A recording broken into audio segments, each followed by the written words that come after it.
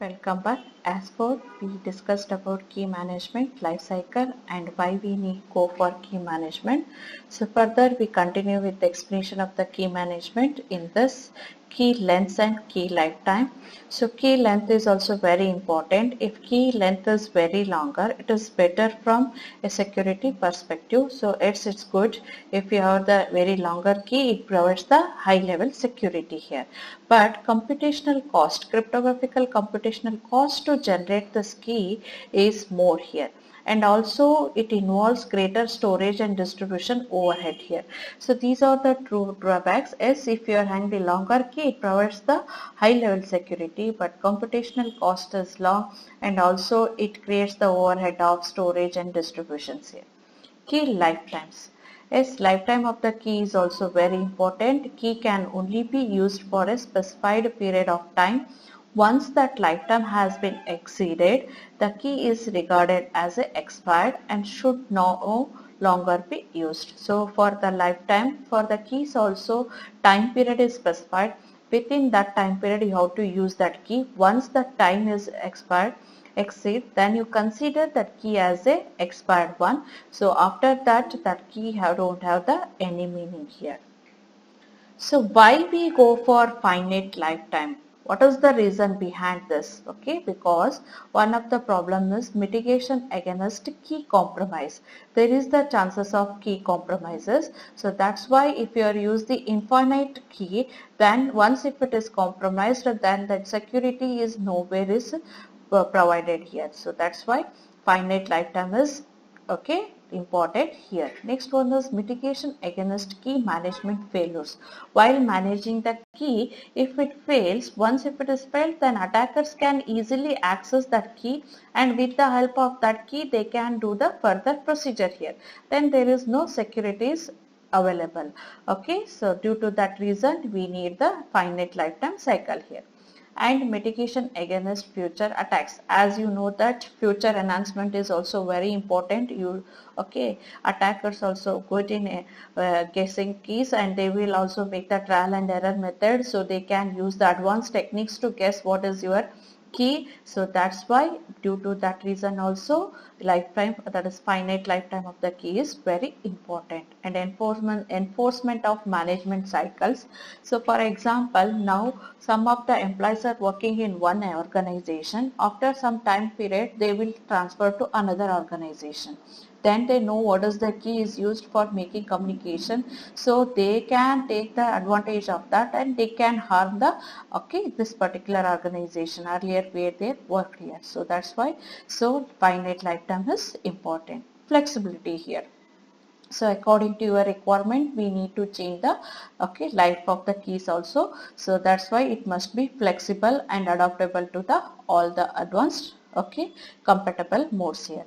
And limitation of key exposure. So here if it is key exposure limitation, if it is less, then there is the chances of providing the high security here. Once if it is lifetime is more, then there is the chances of getting or exposing that key here. Due to this reasons, finite lifetime is very important. Finite lifetime is nothing but you have to set the time period for the keys and frequently how to change the fix here. Key generation. Okay, you can generate the key using direct key generation. Usually in symmetric keys, it is generated using randomly generated generators. Using randomly generator, symmetric keys will be generated here. And what are the method you are used for generating a cryptographic key? It is randomly generated a number, or more commonly a pseudo random number here. For symmetric keys, usually it may be the any random number or it may be the pseudo random number here. And choice of technique will depend on the application. So based on the application, you decide which type of the keys you require, and this is about your direct key generation. Key derivation. So in the key derivation, instead of taking or generating the keys with the help of the pseudo random generator, you can derive the key with the help of the some other functions here. So efficiency is establishing one key, sometimes called a base key, then with the help of the other keys. Okay, with the help of that base key you can generate the more number of the keys here. For example, Here, a simple key derivation process might involve computing here. This is your K1 and this is your K2 and this is your key and your okay concatenated with the 1 here, and this is the key concatenated with the this one is concatenated with 0 and this key is concatenated with the 1 here. So that key you are combined with the 0, and for that you are performing the hash value, this hash function. So with the hash function you will get the key, that new key you are taking as a K1. So and with the help of the same hash function you are deriving the next key, that is a K2, and here you are concatenating the 1. So K3 it is concatenated with the key with the 2 here. So this base function is what? Key is base function. Okay, this is your base key, and for that you are performing the application to derive the new key here. That is a function you are used here is the hash function. Only thing is what? You are concatenating the some extra sequence number here. So with the help of that you are getting the so many new keys here, K1, K2, K like this. Okay, so this is the key derivation. So this is what we call as the efficiency. So in this way you are generating the new keys here. So now every time you are not getting the same key here. Okay, the lifetime of the key is also it is reduced, and computational cost also it is reduced. Okay, next is longevity. So longevity is also very important. As I told, time period of the key is also very important here. So while deriving the any keys, with the help of the key, it is derive the further keys here. Okay, you know some of the password. For example, if I take your password, instead of taking that password as it is, with the help of that password, you generate a key here, and that key you are using for encryption purpose. So this is one example here. Okay, public key CS, PKCS, hash 5, it defines how key can be derived from a password or a PIN. You know password or PIN. With the help of that one, you are deriving the new key here, which can be regarded as a relatively insecure type of cryptographic key, but one which is often long term, such as PIN is associated with the payment card here. Okay. This is the derivation. Here they defined a function as a f and PSCL, where P is the key derivation function, F is the key derivation function that explains how to combine the various inputs in order to derive a key here. Various inputs, okay, it combines the various inputs in order to derive a new key here. So here input 1 is the P, that is the password or PIN, and S is a string. Okay, it may be pseudo random bits and used to enable P to be used to derive a many different keys here. The string may be any pseudo random bit, and with the help of this password you are enabled to derive the many different keys here. And C is an iteration counter that specifies number of rounds you are used to compute this key here. How many rounds you are used to get the your key here, and L is the length of the derived key here. So this is one function with the help of your password. Okay, and you are using one string and you are repeating the same function, okay, iteratively. How many times you are repeated, at the end after how many rounds you got the key, that is your informations it is stored in C, and based on that what are the output you will get, no, what is the length of the derived key, that one it is stored as a L here. So in this way you are deriving the key with the help of password or the PIN here. Key generation from components. Even you can also generate from the components here. It may not be desirable to trust on one entity. You can't depend on any one entity. So that's why you can take the support or help of the components here.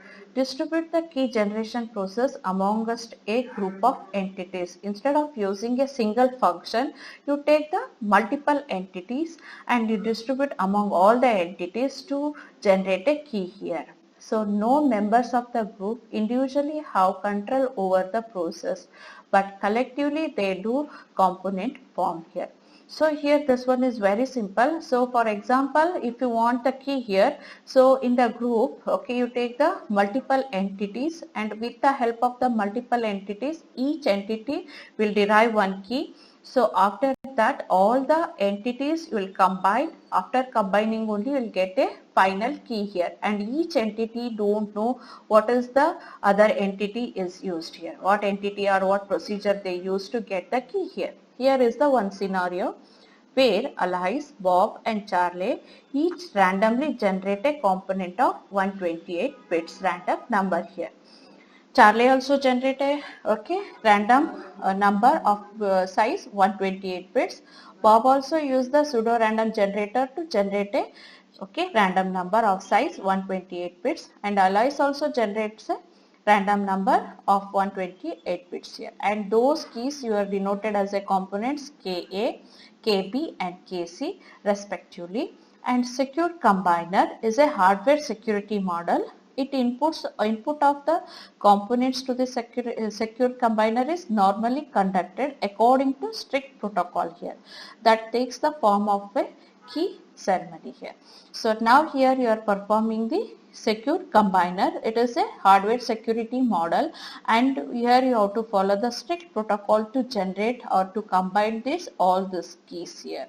And after combining, and here I use the XOR function, and which XOR function you are used, that is function is what it is, you have to follow the some rules to generate or to combine all the components to get the final key here. Even after combining, you will get the key. KA don't know what is the value of KB, and KB don't know what is the value of KC and KA. In the same way, KC also don't know what is the value of KA and KB. Once if you are combined, then only you will get the final key here. So this is the how you can generate the key with the help of the components. Public key pair generation. As I told, in the symmetric key, in the symmetric key you can generate with the help of the pseudo random generator here. In the same way, as you know that in the cryptography you are having the two types. One is the symmetric key and another one is the public key cryptography.